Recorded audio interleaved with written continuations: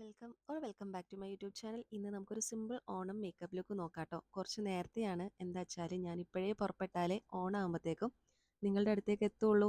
By ഇന്നത്തെ ഈ ഒരു മേക്കപ്പ് ലുക്കിന് ഒരു പ്രത്യേകത കൂടിയുണ്ട്. ഫുൾ പ്രൊഡക്റ്റ് ഞാൻ യൂസ് ചെയ്തേക്കുന്നത് മാർസിൻ്റെ ആണ്. അവരുടെ ഫൗണ്ടേഷന് ഹൈ കവറേജ് ആണ്, അതുകൊണ്ട് തന്നെ എനിക്ക് ബ്ലെൻഡ് ചെയ്യാൻ കുറച്ച് ബുദ്ധിമുട്ട് പോലെ തോന്നിയിട്ടുണ്ട്. സോ ഞാൻ മോയ്സ്ചറൈസറായിട്ട് മിക്സ് ചെയ്തിട്ടാണ് അപ്ലൈ ചെയ്യാറ്. ഇതാകുമ്പോൾ നന്നായിട്ട് ബ്ലെൻഡ് ആവുകയും ചെയ്യും. നല്ല ഫിനിഷിംഗ് ഉള്ള ഫൗണ്ടേഷനാണ്, ഒരു ചെറിയ ഗ്ലോ ഒക്കെ തരുന്നുണ്ട്. മിക്സിംഗ് പരിപാടി കഴിഞ്ഞിട്ടില്ല. ഈ ഒരു ഹൈലൈറ്ററും ബ്ലഷും കൂടെ മിക്സ് ചെയ്യുക, അപ്ലൈ ചെയ്ത് കൊടുക്കുക. ലെയർ ആയിട്ട് അപ്ലൈ ചെയ്യുന്നതിൻ്റെ ആ ഒരു ഹെവിനെസ് ഉണ്ടാവില്ല, നാച്ചുറൽ ആയിട്ട് തന്നെ ഇരിക്കും. ഒരു ലൈറ്റർ കൺസീലർ വെച്ചിട്ട് കണ്ണിൻ്റെ താഴെയും നിങ്ങൾക്ക് ആവശ്യമുള്ള സ്ഥലത്തൊക്കെ ഇട്ട് കൊടുത്തിട്ട് വിരൽ വെച്ച് ബ്ലെൻഡ് ചെയ്യുന്നതിനേക്കാളും നല്ലത് ഒരു ബ്രഷ് വെച്ച് ബ്ലെൻഡ് ചെയ്യുന്നതാണ് കേട്ടോ. പിന്നെ നിങ്ങൾ കോണ്ടോർ ബ്രോൺസർ ഒന്നും യൂസ് ചെയ്യുന്നില്ല എന്നുണ്ടെങ്കിൽ നമ്മുടെ എക്സാക്റ്റ് ഷെയ്ഡ് ഫൗണ്ടേഷൻ തന്നെ എടുത്താൽ മതി.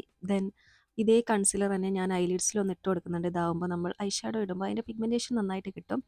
ദെൻ ലൂസ് പൗഡർ വെച്ചിട്ടൊന്ന് സെറ്റ് ചെയ്ത് കൊടുക്കുന്നുണ്ട്. അത് കഴിഞ്ഞിട്ട് നിങ്ങൾ ഈ ഒരു സ്റ്റെപ്പ് നിങ്ങൾ മിസ് ചെയ്യരുത്.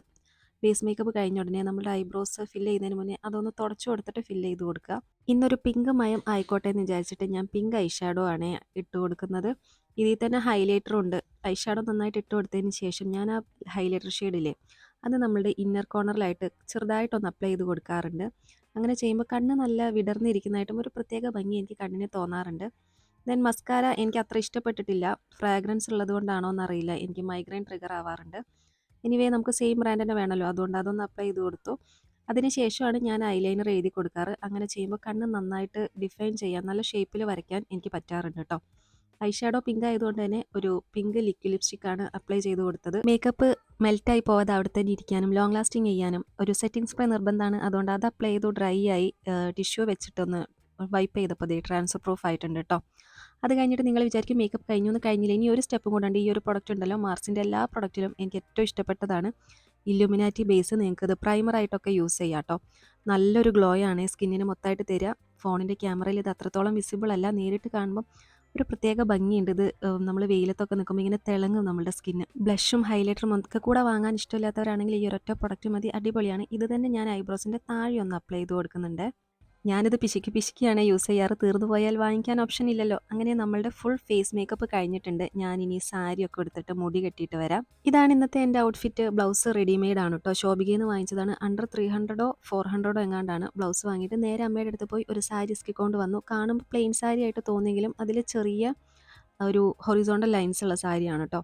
പിന്നെ നമുക്കിനി ആഭരണങ്ങൾ ഇട്ട് കൊടുക്കാം. H&M എന്ന് വാങ്ങിയ ഈ ഒരു നെക്ലേസ് ഇതിൻ്റെ കൂടെ നന്നായിട്ട് പോകുന്ന പോലെ എനിക്ക് തോന്നി കേട്ടോ. പിന്നെ ഒരൊറ്റ കമ്മലും ഇതിന് മാച്ച് ആവുന്നില്ലായിരുന്നു. കുറേ കമ്മലുണ്ടായിരുന്നു, എല്ലാം ഗോൾഡും ആണ്. പക്ഷേ ഒന്നും ഈ ഒരു ഗോൾഡുമായിട്ട് മാച്ച് ആവുന്നില്ല. ഗോൾഡിൻ്റെ പല പല ഷെയ്ഡ്സ്. ഞാൻ ആകെ മൂഡ് ഓഫ് ആയിട്ടുണ്ടായിരുന്നു. അവസാനം ഞാനുണ്ടല്ലോ, എൻ്റെ എൻഗേജ്മെൻറ്റിൻ്റെ കമ്മലാണിത്, 2018. ഇത് സാരിയായിട്ട് നല്ല മാച്ചാണ്. പക്ഷെ ആ മാലയായിട്ട് യാതൊരു ബന്ധവുമില്ല. മാലയ്ക്ക് പറ്റിയ കമ്മലും ഇല്ല, കമ്മലിന് പറ്റിയ മാലയില്ല. നിങ്ങൾ സിമ്പിൾ മാലയാണ് ഇടുന്നതെങ്കിൽ കമ്മൽ കുറച്ച് ഹെവി ആക്കാൻ നോക്കാം കേട്ടോ. നമ്മളെപ്പോഴും ഡ്രസ്സ് ചെയ്യുമ്പോഴും അല്ലെങ്കിൽ ഓർണമെൻറ്റ്സ് ഇടുമ്പോഴൊക്കെ ബാലൻസിങ് ചെയ്യണം. അപ്പോഴാണ് ഒരു പുട്ട് ടുഗെദർ ലുക്ക് നമുക്ക് വരികയുള്ളൂ. എന്തായാലും ഞാനിവിടെ ഒരു കുഞ്ഞ് സ്റ്റഡ് വെച്ചിട്ട് അഡ്ജസ്റ്റ് ചെയ്തു. പിന്നെയാണ് എനിക്ക് ഓർമ്മ വന്നത്, നാട്ടിൽ നിന്ന് ഞാൻ വരുമ്പം ഒരു റൂബി സ്റ്റോണിൻ്റെ നെക്ലേസ് കൊണ്ടുവന്നിട്ടുണ്ടായിരുന്നു. അതാകുമ്പോൾ ഒരുവിധം എല്ലാ കളറും എല്ലാ ഔട്ട്ഫിറ്റല്ല സാരീസിൻ്റെ കൂടെയൊക്കെ പോകുന്നതാണ്. അങ്ങനെ ഞാൻ സമാധാനത്തോടെ ആടയാഭരണങ്ങളൊക്കെ ഇട്ടു. ഇത് കിട്ടിയില്ലായിരുന്നെങ്കിൽ എൻ്റെ എന്താ പറയുക, കടന്നല് കുത്തിയ മുഖം നിങ്ങൾക്ക് കാണേണ്ടി വന്നേനെ.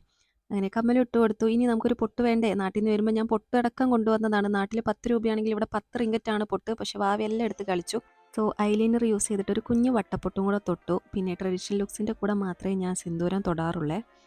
അങ്ങനെ കുറച്ച് സിന്ദൂരം കൂടെ തൊട്ടിട്ട് നമ്മുടെ ഫൈനൽ ലുക്ക് ഇവിടെ ആയിട്ടുണ്ട്. ആദ്യം മുടി അഴിച്ചിട്ട് പിന്നെ ഞാൻ ചെറിയൊരു ലോ മെസ്സി ബണ്ണും കൂടെ ചെയ്തിട്ടുണ്ടായിരുന്നേ. സാധാരണ എനിക്ക് ബൺ ഹെയർ സ്റ്റൈൽ ഇങ്ങോട്ട് ഇഷ്ടമല്ല, കുറച്ചുകൂടെ നമുക്ക് പ്രായം കൂടുതലുള്ളത് പോലെ തോന്നാറുണ്ട്.